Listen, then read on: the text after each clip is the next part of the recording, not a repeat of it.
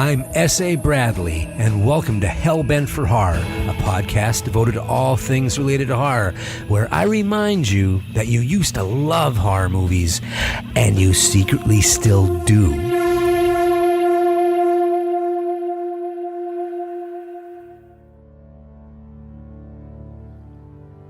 A war hero returns to his home after a long tour of duty.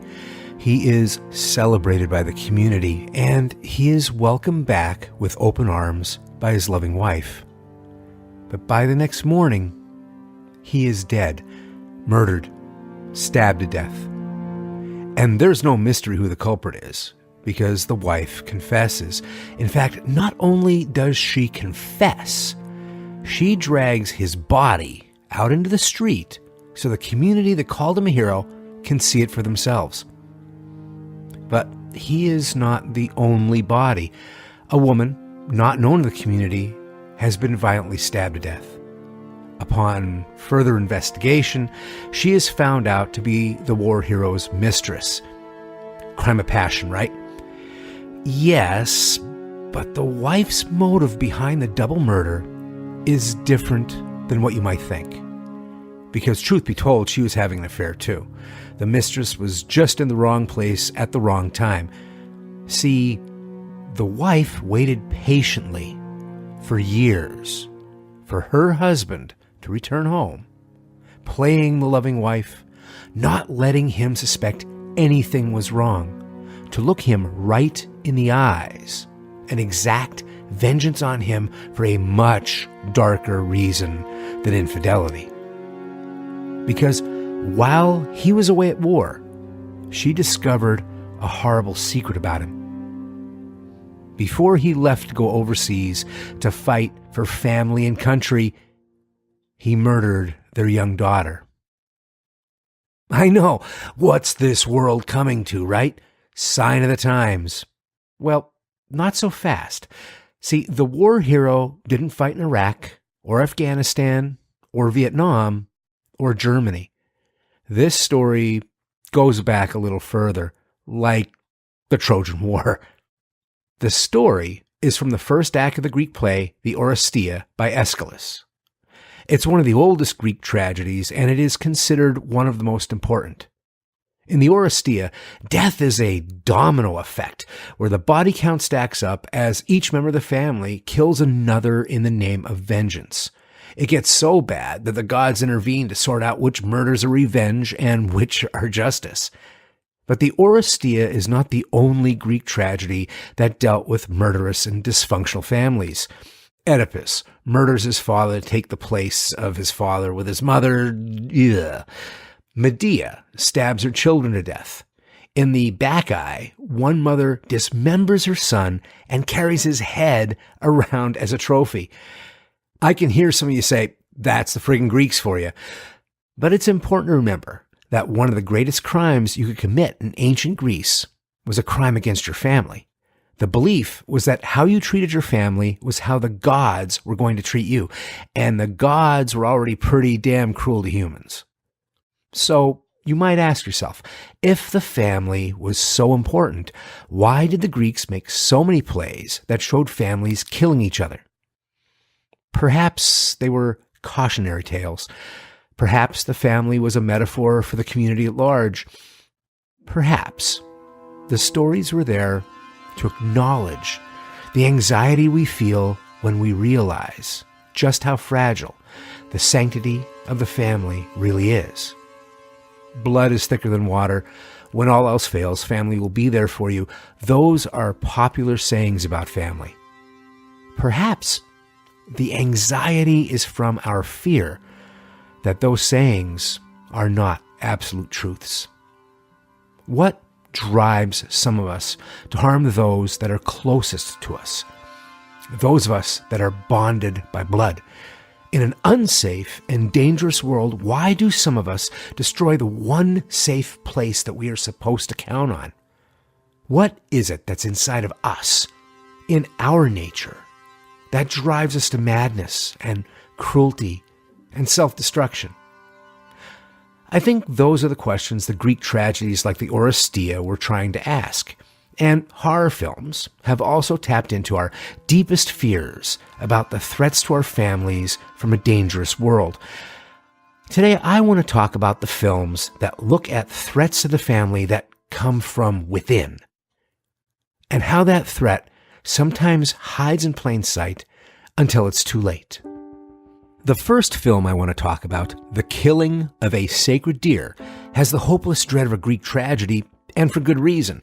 The Killing of a Sacred Deer takes its inspiration from two Greek plays based on the same characters and events, the aforementioned Oresteia and the play by Euripides Iphigenia at Aulis. In The Killing of a Sacred Deer, a successful cardiologist named Stephen befriends the teenage son of a patient who died on his operating table. Stephen and Martin meet at diners for lunch and they talk about their lives. Even though the conversations are overly polite, you sense there's a lot left unsaid between the two of them. Polite does not mean relaxed. Martin is a slouchy kid who looks like he'd be happy reading books all day. Physically, there's nothing intimidating about him. However, Martin is weirdly direct in conversation, and he has a slack poker face that makes his emotional state hard to read. Stephen, on the other hand, is charismatic and smart and commanding, like one would expect from a talented surgeon. Yet, when he is with Martin, he seems tense, and he's very cautious with his words. He buys Martin fatherly gifts like wristwatches, and we realize that Stephen does this out of regret, or maybe even guilt. And another thing, Stephen keeps these meetings a secret from his wife, Anna. He keeps this friendship with Martin a secret from his fellow surgeons, and even discourages the boy from visiting him at the hospital. This is not normal, and we dread what the relationship might be. And even though your mind probably went to the worst place you think possible when a grown man and a teenage boy have a secret friendship, the relationship is worse than that. Things start to get tense when Martin requests to meet Stephen more frequently, and he starts making unannounced visits to Stephen's office. Now, Stephen is no longer in control of the arrangement, and this makes him very uncomfortable. And Martin starts to infer that his father may have died on the operating table because of carelessness on Stephen's part. Stephen denies any liability, saying a surgeon never kills a patient, only an anesthesiologist can kill a patient. What looked like politeness from Martin in the beginning now has a sinister, premeditated feel to it. Martin makes a passive-aggressive ultimatum. He wants to meet Stephen's family. He mentions that he goes to school with Stephen's daughter, Kim, and Martin wants to meet Stephen's wife, Anna, and his son, Bob, as well. See, he already feels very connected to them. Stephen finally tells Anna about Martin, but he says the relationship is a mentor-student one around medicine. So they agree to have Martin over for dinner. And that's when things take a surreal and sinister turn. Even though Martin is polite and gracious, Anna gets creepy vibes from his blunt questions about the family, and the dinner is uncomfortable. After Stephen completes this obligation of having Martin over for dinner, he distances himself from the boy. He doesn't show up for their regular lunch meetings, and he dodges Martin when the boy comes looking for him at the hospital. And then, one morning, Stephen's son Bob can't get out of bed. It's not that he's tired or sick. Bob can no longer move his legs. The boy is rushed to the hospital, and the doctors run a full neurological examination on him. The doctors find nothing physically wrong with Bob. They run a barrage of blood tests, and they find nothing. And yet, Bob is paralyzed from the waist down. And it's at this point that Martin meets again with Stephen and informs him that, yes, he is responsible for Bob's paralysis, and that this is just the first stage of a curse that Stephen has brought down upon his entire family when he killed Martin's father. Stephen himself will not be afflicted, but his fate may be even worse because Martin demands a death for a death. Now, even with that information, you still have no idea where the killing of a sacred deer is going to take you emotionally. This is a movie full of claustrophobic dread born on the realization that secrets can be as deadly as sins, and that the secrets of one person can destroy an entire family, especially if that person can't admit to themselves that they have done anything wrong. In the play The Oresteia, King Agamemnon secretly kills his daughter Iphigenia before he sails off for Troy. Allegedly, he does this as a sacrifice to the god Achilles to help him win the Trojan War, give a little bit of wind in the sails. Sounds harsh, but it's the kind of weird kingly thing you do in a Greek story. But see, the real reason he killed her was to cover up a fatal mistake he made that offended the gods. In the play Iphigenia, Agamemnon accidentally kills a sacred deer that belonged to the goddess Artemis, and she requires blood in return. That one secret, made to hide his terrible mistake, essentially brings the end to Agamemnon's entire family line, the House of Atreus. In the killing of a sacred deer, there are no gods or kings, just a negligent surgeon with an innocent family at the mercy of vengeance. The family doesn't deserve to be punished for the father's mistake. This is a cruel twist of fate that is not fair or just. But as Martin says in the film, it's the only thing I can think of that's close to justice. When it comes to family matters, justice is rarely fair. And that is the horror at the center of the killing of a sacred deer. In 2005, the Department of Justice released a landmark study on family violence. It showed that in the year 2002, there were 9,102 murders in the United States. 21.5% of the victims were killed by members of their own family. That's 1,958 people who didn't see it coming. They didn't think their loved one would ever go that far. They didn't think that things would ever get that bad. We, the bystanders, can't help but wonder how the family could have missed the warning signs that must have been right in front of them. But the horrible reality is that it's one thing to see the warning signs and another to believe what you see. Who wants to believe that someone so close to you, someone you trust, maybe even someone you gave birth to, would kill somebody? The horror of domestic violence is that it strikes at a belief system that is built on trust and faith and unity and love. We need to believe that there is inherent goodness in those we love, and that a family, your family, can give you unconditional love, and you give it back. When it comes to families, there is no immunity against the bad seed. Just look at Cain and Abel. Cain and Abel are the sons of Adam and Eve, the first family in the Bible. Cain is the first offspring of mankind. He is also the first murderer when he kills his younger brother. Now, we are told in the Bible that Adam and Eve are created perfect. Now, there's a lot of theological dispute on what the word perfect means in this context. But I think it's safe to say that if the scriptures went to the trouble of pointing out that fact, then Adam and Eve came off the assembly line with all their factory presets exactly where they were supposed to be. And yet, the first family of man self-destructs from within. And that's particularly interesting because the Bible had already established a bad guy before the murder even happens. The devil has already manipulated the parents. He could have easily put horrible ideas in Cain's head. But no. Cain kills his brother with premeditation and of his own free will. It happens, dare I say, organically. And Cain feels no remorse. That is, until God steps in and makes him feel remorse. The boy, who is born from two perfect parents, has no empathy. It begs the question, what were his factory presets? The utter randomness of evil, and how insidiously it hides in plain sight, and how it manipulates its victims into blaming themselves, is at the dark heart of the next film. We need to talk about Kevin.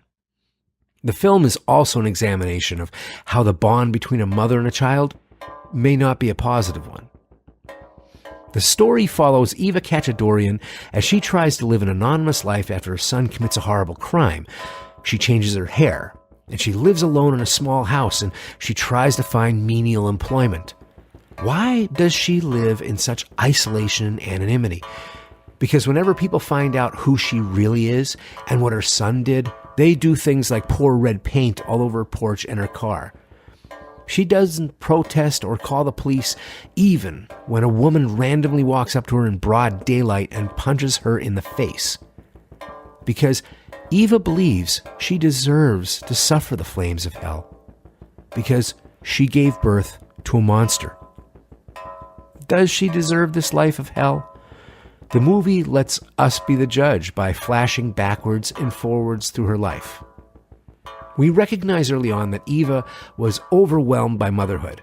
Eva thrived on order and detail and planning, which made her a successful author of travel books. But raising a baby trashed all of that, especially with a difficult child like Kevin. Eva can't seem to do anything right or form a connection with this baby. At one point, baby Kevin won't stop crying, and the more Eva tries to comfort the child, the louder the baby screams. She finally puts the kid in a stroller and parks it next to an active construction site to drown out the kid screaming. And that's kind of the relationship in a nutshell. Eva stays home to raise Kevin, and try as she might, she can't bond with him. Kevin is openly hostile to his mother, and he antagonizes her at every turn. When she tries to talk to him, he mocks her with an irritating nya nya nya nya. Oof. He wears diapers past the normal age because he refuses to potty train, and Eva needs to change him. Kevin reduces her changing his diapers into an act of humiliating servitude. They are trapped in a house alone with each other, day after day, and Kevin treats Eva like she's the enemy. It doesn't help that when her husband Franklin comes home, Kevin showers him with love and attention. Franklin dismisses Eva's frustrations about Kevin as exaggeration. It's true that Eva can be overly analytical and emotionally distant. Ironically, that emotional distance is what Eva and Kevin have in common. What we have are two people who are more similar than they think. Both Kevin and Eva are very smart and very analytical, and both are willing to live in serious mental and physical pain to win control. They start a passive-aggressive war that slowly becomes more aggressive and far less passive. There's a telling moment when Kevin, still a child, pushes Eva past her breaking point and she physically hurts him. Eva is horrified and she begs Kevin for forgiveness. Now, weirdly, Kevin seems to respect what she did. He even covers for her with a doctor and then with Dad. But what he really has now is a new blackmail tool. Now, all he needs to do is rub his scar to shut her up. Kevin looks her in the eye and says, "It's the most honest thing you ever did." The only people that Kevin and Eva are completely honest with are each other. They both see each other clearly for what they really are. Kevin knows that his mother doesn't love him, even if she can't admit it to herself. And Eva knows that Kevin has always been evil. And as he gets older, she fears he's becoming dangerous. And we feel the building dread of the inevitable outcome of this story. This situation escalates beyond a family drama and hurtles into an abomination. What's so unsettling about We Need to Talk About Kevin is that the emotionless monster is protected by the emotions of others. Franklin only sees a sweet little boy who loves him, and that clouds his judgment, and he just wants everyone to get along, so he's reduced to a pawn. And Eva feels so much guilt over hating her son that it makes her doubt the truth she knows about him. And the more Kevin rejects Eva, the more she yearns to be loved by him. Eva holds out hope that Kevin will grow past his anger as he matures. See, real evil relies on the empathy of others to fill in the emotional blank spots that they have. Evil makes bystanders and victims project their own emotions onto the person who has none. To the Cains of this world, emotions are just tools or weapons. Kevin's weapon of choice is emotional abuse, until he graduates to other weapons. We can't get a good answer to the question, why? Because there's just a dark hole where a motive might be. As Kevin says, when he is asked the question, why did you do it? I used to think I knew. Now I'm not so sure. We need to talk about Kevin explored the monster who has no empathy, the monster that uses the compassion of its loved ones to hide in plain sight. On the other hand, this next film talks about a monster who has no empathy that goes undetected because the entire family has no empathy. They're all too broken themselves to even notice. The movie is My Friend Dahmer, and I initially didn't want to watch this film when it first came out. I didn't want to watch something that made light or glorified Jeffrey Dahmer, because there are people who see him as some kind of folk icon. What I did find when I finally watched the movie was a shockingly despairing look at dysfunction. The movie examines the dysfunctional family and how everyone in the family slowly gets as emotionally sick as the sickest person is. But the movie also hits on the dysfunction of schools and communities and institutions where cruelty is a commodity and empathy is a liability. In this world, the monster doesn't need to hide in plain sight. In this world, a descendant of Cain needs to act like an even bigger freak just to get noticed, because everyone around him is too self-absorbed to care. My Friend Dahmer is based on a graphic novel by artist John Backderf, known professionally as Derf. It's the true story of his sort of friendship in high school with Dahmer. I say sort of because Derf and his group of friends adopt Dahmer as a mascot more than they treat him like a real friend. And I give Derf credit as a storyteller because he's painfully honest about how callous and cruel he and his friends were as teenagers. See, Derf and his friends, they weren't jocks, and they weren't the popular kids. They were the bored, smart kids everyone ignored, the misfits who made fun out of everyone else to compensate. Their idea of a good laugh is to prank a former prom queen by pretending they're writing an article about her in the school paper, just to meet her and then ask her how it feels to know that the best years of her life have passed her by. They despise bullies, yet their pranks are merely meant to humiliate. Dahmer doesn't even make their radar until he starts to act weird. Well, weird enough to be interesting. Dahmer is weird. Dahmer himself is the awkward kid that sits alone on the school bus. He's also the kid that picks up roadkill and brings it home to dissolve the bodies in acid so he can look at the bones. Speaking of his home life, it is a nightmare. Dahmer lives with his younger brother and his father, who's a chemist, and his mother, who is mentally ill. Mom has just gotten out of her most recent stint from a mental hospital. You know it's a fucked up household when Jeffrey Dahmer isn't the family member you're most concerned about. This family perpetually walks on eggshells.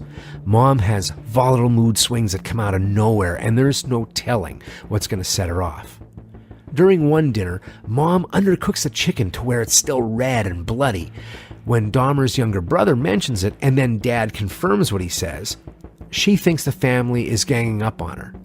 She makes a declaration. New house rule, we eat our mistakes. And she refuses to remove the food from the table. Mom's behavior only gets more erratic, and Dad loses the bubble as he constantly tries to steer clear of disaster. As Mom gets worse, The family starts to go down with her. Dad starts to distance himself from his wife and his children. The younger brother becomes Mom's personal lapdog, doing everything he can to keep Mom from abandoning him.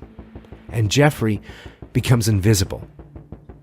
When a family starts to disintegrate, everyone becomes completely self-absorbed and defensive because everybody is a victim and everyone goes into self-preservation mode. And that's the situation Dahmer is in when he appears on Durf's radar. Dahmer mocks a teacher who singles him out to answer a question by answering, "I don't know," as if he has cerebral palsy. He gets laughs. He gets attention. Later, Dahmer spazzes out in a crowded hallway, throwing papers in the air, falling to the floor, pretending to have an epileptic fit. Most of the teens in the hallway, including Durf, laugh. None of them check to see if he's okay. The bell rings, and the teens scatter off to their classes, and they leave Dahmer laying on the floor there alone. After that, Durf and his friends create the Dahmer fan club in honor of their champion spazzer. They find him hilarious. They take him to different public places to freak people out. Negative attention is better than no attention at all. It's certainly more attention than he gets at home. Every time we see his home life, it is a horror show, and it keeps him from having friends over to hang out. At one point, Dahmer invites Durf over for dinner and to listen to records. It's a chance to bond outside of stupid tricks. While they wait for dinner to start, Durf is introduced to Dahmer's father. Mom walks in and she's introduced, and everything goes very well. Until she looks at Durf and says, "What did he tell your parents?" Durf has no idea what she's talking about. She starts to accuse him. And it slowly becomes apparent that she's arguing with someone else who isn't there. Her husband starts yelling at her, and Durf suddenly realizes he forgot that he has to go eat with his own parents, and he makes a quick exit. Soon after that, Dahmer's father makes a quick exit too, moving out and finding himself an apartment. Dad says that the divorce will be amicable. However, he leaves Dahmer and his brother in a haunted house with a crazy woman. The boys of the Dahmer fan club like him well enough, but the truth is, they have him around for entertainment when they get bored. He's not included in their conversations. In fact, they walk around and forget Dahmer is tagging along with them until he speaks up. At one point, one of the friends asks Durf, "Do you think the way we treat him is mean?" "Nah, we're only having fun," says Durf, and Dahmer would not put up with it if he wasn't enjoying himself. But Durf notices that Dahmer starts coming to school later and later, and he is almost always dead drunk. Durf's response to seeing his friend like that is to distance himself, and he's heading off to college soon anyway. Now, you may have noticed that I talked more about the Dahmer family and John Backturf and his fan club than I did about Dahmer himself. That's because I don't think this movie is about Dahmer. We learn nothing new about Dahmer. He's interchangeable with any other misfit kid that ends up being a killer. Instead, we learn a lot about John Backturf. It's as if he was compelled to cleanse himself of a burden when he made that book. I don't believe anything from Dahmer's childhood, except for maybe inherited schizophrenia, made him someone who kills 17 men. I give no sympathy in that fashion. But I think that Backturf realizes that he missed the depth of Dahmer's emotional damage because of his own lack of empathy. He shows us that he had no compassion for other people's feelings and that he was too self-absorbed to care. He knows that he and his friends were a surrogate family for a kid whose biological family fell apart, and they treated him like dirt and tossed him away when they got bored. And part of Durf must know how much danger his arrogance put him in, how naive he was to assume he could play with people's feelings and never have it come back to haunt him. He knows what we know, that Dahmer wasn't hiding in plain sight. He was a walking open wound. He was becoming gangrenous and closer to the edge of reason right in front of everybody's eyes, but nobody cared to take it seriously or cared enough to notice. The knowledge after the fact that you dodged a bullet must keep you up at night. But you know what? He missed it. It's understandable. It's hard to recognize the mark of Cain on someone else when your head is so firmly up your own ass. I mentioned that Jeffrey Dahmer's mother was in and out of mental institutions and how her illness affected the behavior of every person in the household. Mental disorders like schizophrenia or depression can also be passed down through generations. Like cancer or heart disease, mental disorders can lay dormant for years and then silently start to materialize. Long before genetics and understanding that there were multiple types of mental disorders, Greek tragedies called it by one word: madness. Plays like Heracles, Orestes, and Hippolytus all deal with main characters who are normal at the start of the play, and then they are struck with madness. It drives them to kill their sons, or their sisters, or their husbands. What makes a good Greek citizen suddenly froth at the mouth and attack his children? Well, in Greek tragedies, the answer was simple. Madness was sent down from the gods. And the madness came with a command, and the madness would not leave the afflicted character until he carried out that command. Often, the command was, kill your family. See, I told you the Greek gods are cruel to humans. So the Greeks believed that a family fate could be sealed by madness sent from the gods. And today, studies show that 27% of family homicides are committed by family members with untreated severe mental illnesses. And that brings me to the last movie on my list, Hereditary. Early in the movie, a high school class is studying the Greek tragedy Heracles. He's one of the guys who has madness visited upon him by the gods, and he kills his family. The teacher poses a question to the class. Is it more tragic if a character causes their own downfall due to a fatal flaw, or is it worse if their downfall was fated all along and the characters have no control of their own fate? Are we all just pawns in this horrible, hopeless machine? The interesting thing about Hereditary is that it poses that question to the audience, and then it becomes a film that deals with both scenarios. Hereditary is about the traumas, both physical and emotional, that families suffer. The traumas that are inescapable. The trauma could be mental illness. It could be a tragic death. It could be ordained by the gods. And I think that's why Hereditary splits audiences. It is stressful, and it's intense, and emotionally draining, and frightening. It's so unsettling because it traffics in the anxiety we feel around family, when we realize just how fragile the sanctity of the family really is. It deals with grief, and horrible loss, and horrible guilt, mental illness. It deals with lack of forgiveness and the fear of no longer being loved. We are watching a family slowly fall apart and die.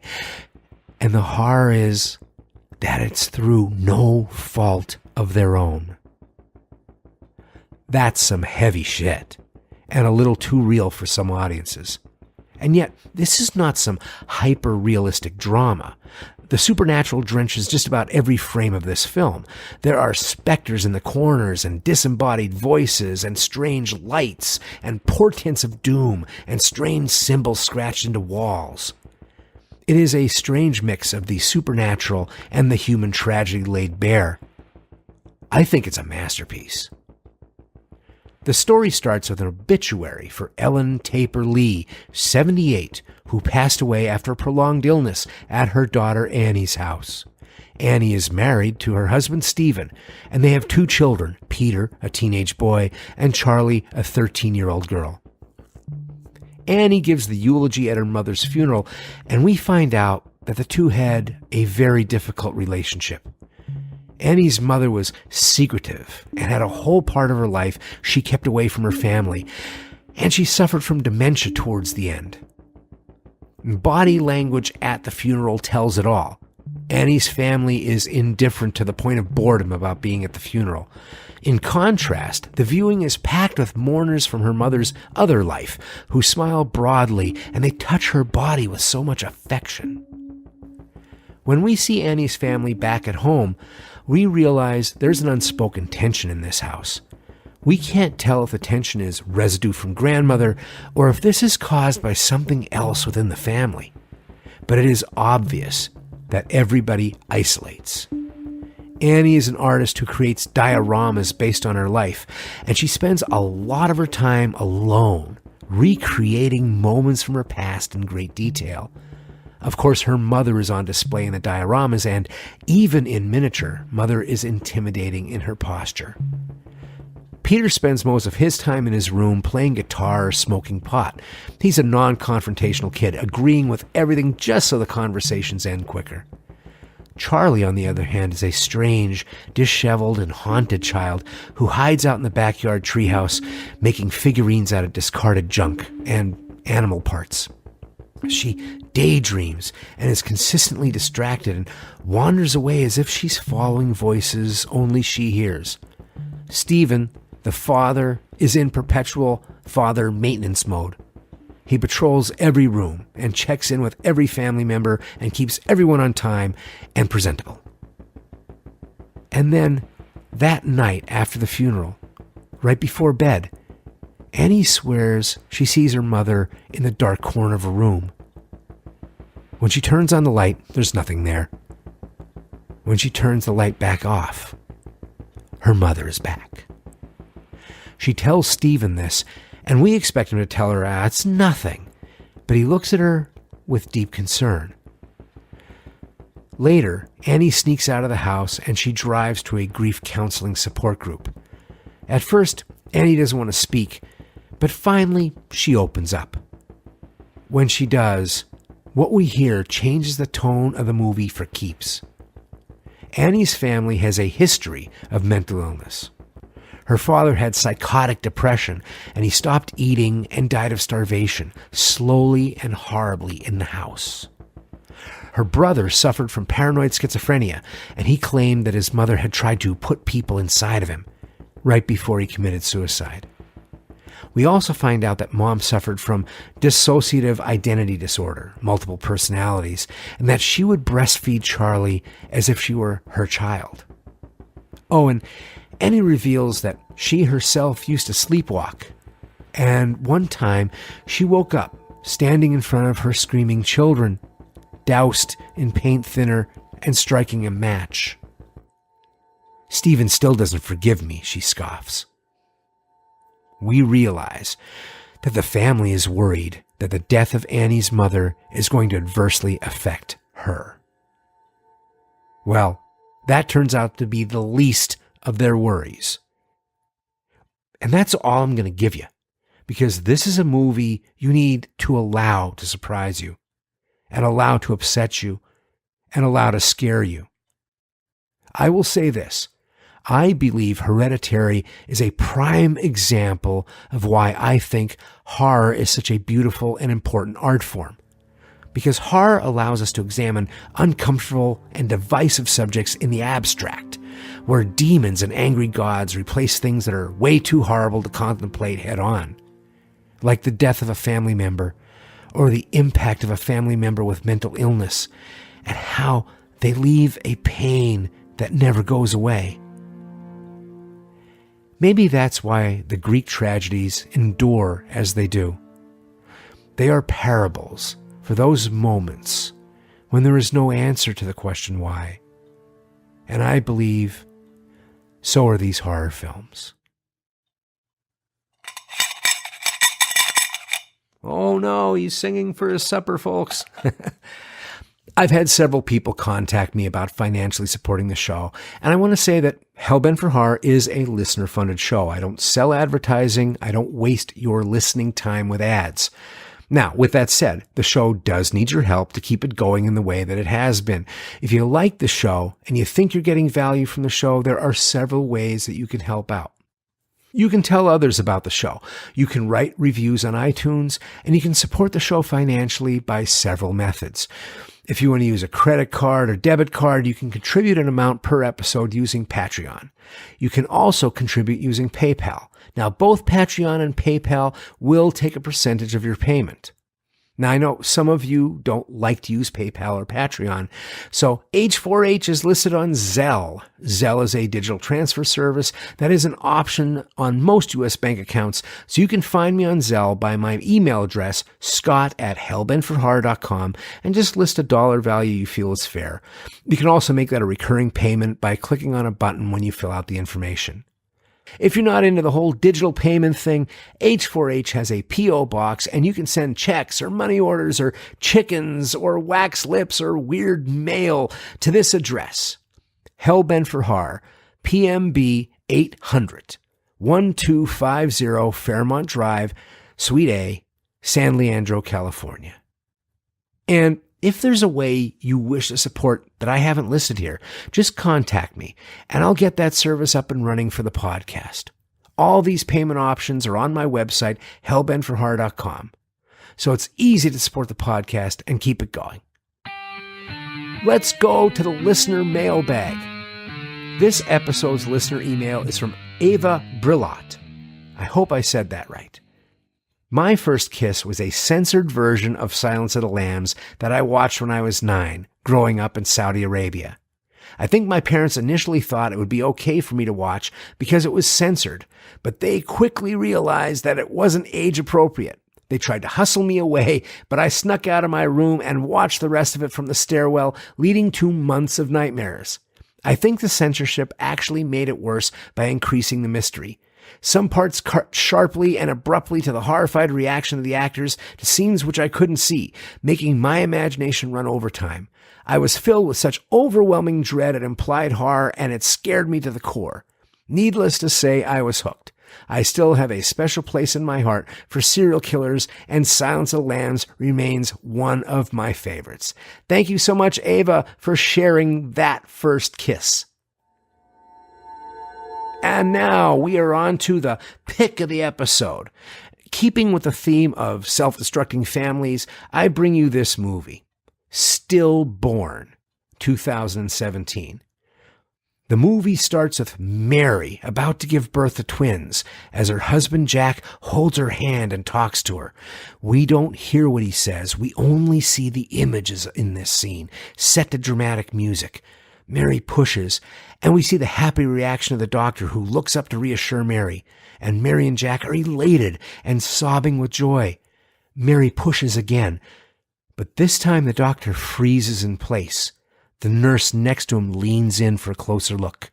We see Mary and Jack, and they see the reactions, and they stop and stare, and we cut to black. That first scene is a great indication of the style and the theme of this film. The movie only gives you a portion of the information at any given time, and it lets you make decisions on intuition and expectations, which is a lot like what the main character experiences. Mary and Jack were aware they were going to have twin boys, Thomas and Adam, but they lost Thomas as a stillbirth. We know he was named Thomas because the baby room at their home still has both cribs in it, with the names written on the wall above each crib. Can it get sadder? They can't bring themselves to take down the crib yet. It hurts too much. Mary is suffering from postpartum depression, but she's hiding it from Jack. They've moved to a new neighborhood. Jack needs to work extra hours to support a baby, so there's a lot of extra stress. Add to that, Mary can't get Adam to breastfeed, and he seems to respond more to Jack than her. One night, she's listening to Adam over the baby monitor, and he starts crying. As she's getting ready to head upstairs, he wails in extreme pain. The baby is in agony. She vaults up the stairs, and when she gets to the door, she hears 2 babies crying behind that door. When she opens the door, she still hears 2 babies crying, and the voices are coming from both cribs. But when she looks in Thomas's crib, it is empty. Later, while she's watching the baby cam, she sees a woman run into the room and grab Adam out of the crib. She runs through the house in a panic, trying to find this woman, but only finds Adam lying safely on the couch. Did she leave him there and forget? This is the start of a horror film that can go either in the direction of supernatural or psychological, and it smartly refuses to telegraph which might be the right answer to the movie. The sequences where Mary may or may not be experiencing a supernatural or a human home invasion are very well done and very tense. The only issue with that illusion holding so well for so long is that eventually the director, Brandon Christensen, needs to choose one way or the other. And whichever one he picks, you're bound to feel disappointed because the mystery is the lifeblood of Stillborn. Still, although it's not perfect, I liked the movie a lot, and I appreciated its dedication to the slow burn scare. I give it 3.5 bloody pacifiers. Are you ready to scream with pleasure? I have an exciting announcement about my book, Screaming for Pleasure, How Horror Makes You Happy and Healthy, published by Cold Cracker Press, and it's going to be available on Amazon and all those great places November 26th, 2018, right before Cyber Monday. And it's going to be available pre-sale on October 1st. Now, thanks so much for your interest in my upcoming book. If you're interested in, say, getting a little bit more information about the book, how about a free chapter of the book? Sign up for an exclusive sneak peek of the book by going to hellbentforhorror.com/book. Sign up onto our newsletter, and in that newsletter, believe me, I don't want to send out a whole bunch of stuff. I'm not going to annoy you. I'm going to give you some wonderful little treats of things that didn't make it into the book, stuff like that to keep you excited about the book, because I'm excited about the book. Screaming for Pleasure isn't just about blood and guts. It's also about love and death and sex and politics and the terror of daily modern living, just like the horror genre itself. Listen, I wrote this book for movie lovers, even the ones who can't remember the last horror movie that they watched. This is for folks who stay up all night talking about their favorite movies and why they love them so much. If you're that kind of movie lover, this book is for you. I dig into why the things we find scary in movies are scary in the first place, and also how that can change from generation to generation. I believe that art has the power to change people's lives, and I believe that horror is a beautiful art form. My hope is that after you read Screaming for Pleasure, you'll have a deeper appreciation of the diversity, the inventiveness, and yes, even the beauty of the horror genre. That's my book, Screaming for Pleasure, How Horror Makes You Happy and Healthy, published by Cold Cracker Press, coming out November 26th.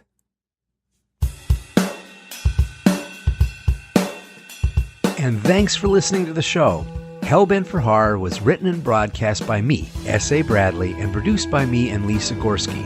You can find more on our website, hellbentforhorror.com, and I'm also on Facebook at facebook.com/hellbentforhorror, and my Twitter handle is hellbenthorror. Please hit that subscribe button to get H4H hot off the press. And if you can do a review on iTunes or whatever app you listen to us on, that really helps people get to find us. And now for some Hellbent for Horror news. The podcast is available on some more outlets now, so you can listen to H4H on Spotify, iHeartRadio, and TuneIn Radio, as well as the regular iTunes, Android, and Amazon apps. And let there be swag. H4H t-shirts are now on sale. We have a store on tpublic.com with a bunch of Hellbent for Horror designs, and you can have your choice of t-shirts, sweatshirts, hoodies, coffee mugs, something horrible beautiful for you or that someone special. The link to the merchandise store is on our website, hellbentforhorror.com. And in the wings is a Hellbent for Horror book entitled Screaming for Pleasure. I'm currently writing it, and we're shooting for a release in the fall of 2018, so spread the word and keep your eye out. More info on that later.